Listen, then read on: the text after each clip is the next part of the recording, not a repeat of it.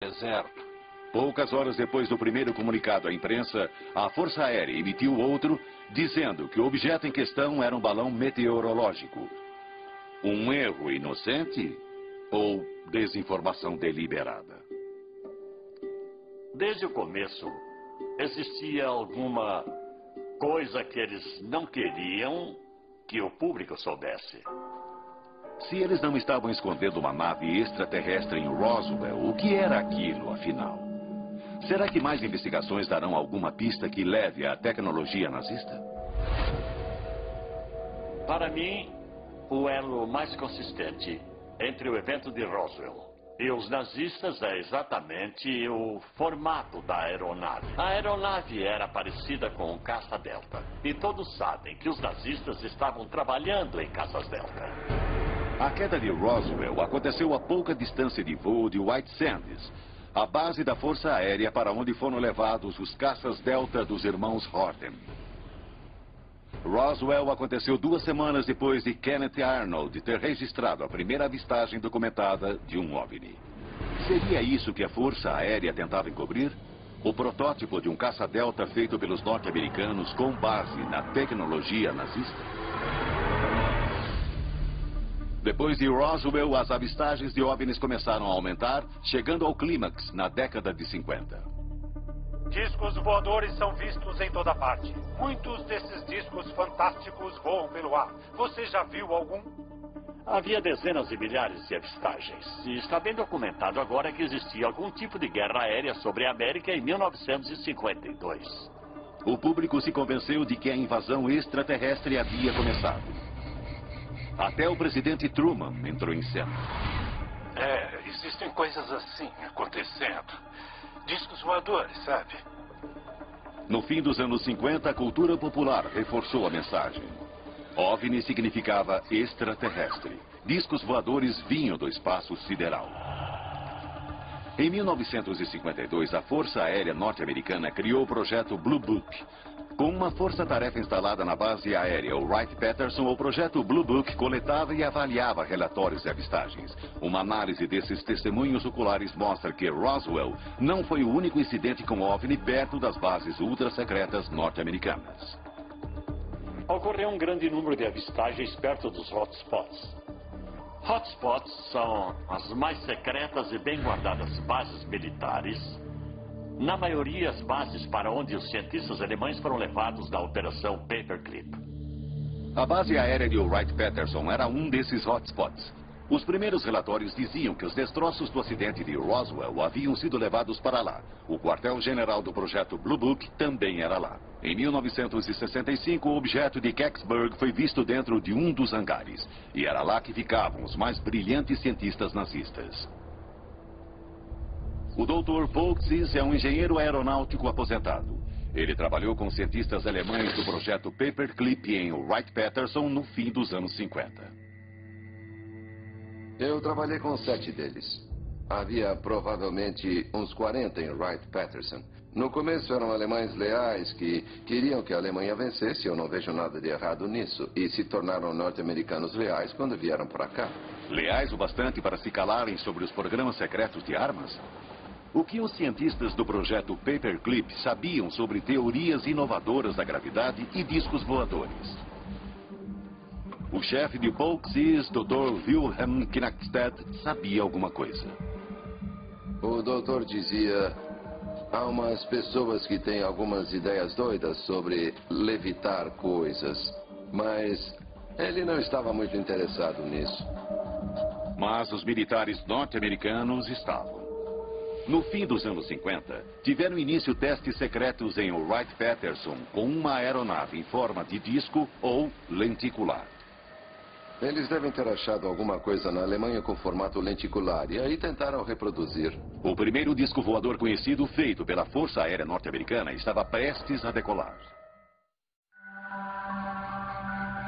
Nos anos 50, os incidentes com OVNIs aumentaram nos Estados Unidos. Seriam aqueles objetos naves alienígenas de outros planetas? Ou existe uma explicação mais terrena? Documentos confidenciais trazidos a público em 1995 mostram que, nos anos 50, a Força Aérea investiu $5 milhões num programa ultra-secreto chamado Projeto Silverbug. Desenvolvido pela empresa estatal Avro-Canadá em Toronto, o projeto se concentrou numa nova aeronave radical, o Avrocar. Bill Zuck é historiador da aviação canadense. O Avrocar era um protótipo. Ele foi criado para mostrar como o design de um disco voador deveria ser. Os documentos do Silverbug falavam de uma velocidade de Mach 3 e de uma altitude de 80.600 pés, quase 25 mil metros. A nave decolaria verticalmente usando o efeito Coanda.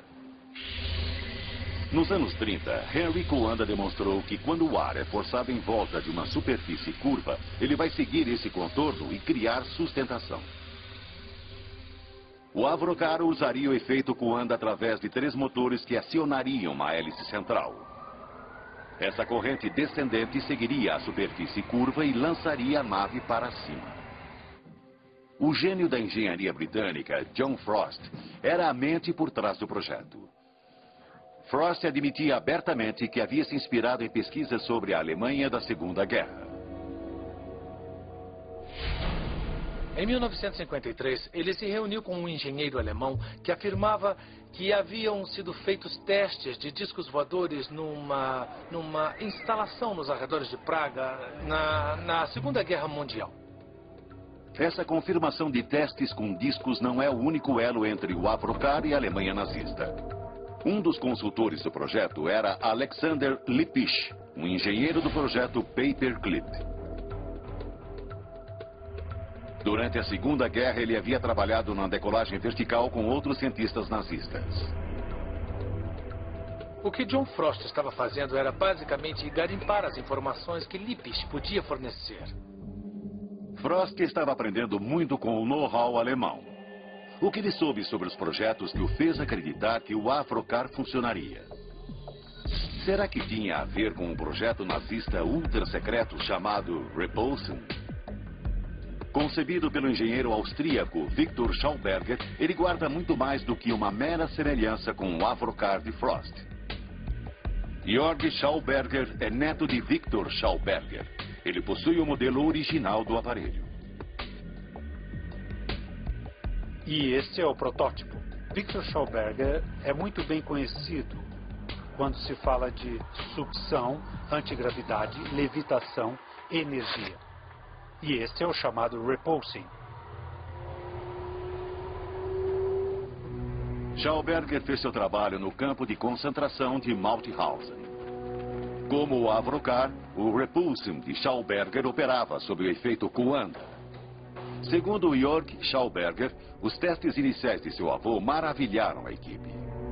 Acidentalmente, o aparelho voou até o teto durante a demonstração. Victor pensou que havia uma força levitacional operando na máquina. E isso é a antigravidade funcionando. Mas em 1944, quando Schauberger e sua equipe estavam fazendo progressos, a SS ordenou que ele fosse para o leste. Ele escreveu que teria de ir para uma instalação secreta em algum lugar na Polônia. E aí não tivemos mais notícias dele por muitas e muitas semanas. Polônia, onde nasceu o Sino, outro projeto nazista ligado a vórtex e antigravidade. Será que Schauberger foi mandado para reforçar a outra equipe? No fim da guerra, os projetos e protótipos dele foram confiscados pelos aliados. Depois da guerra, Victor disse que os Estados Unidos tinham roubado coisas dele que eram muito importantes para o seu trabalho. Todos os protótipos operacionais do Repulsion desapareceram. Alguns anos depois, quando os primeiros relatos de discos voadores começaram nos Estados Unidos, Victor Schauberger ficou espantado. E ele disse aos jornalistas ou às pessoas que queriam ouvir. Fui eu que construí o primeiro disco voador. Nesse caso, eu devo ser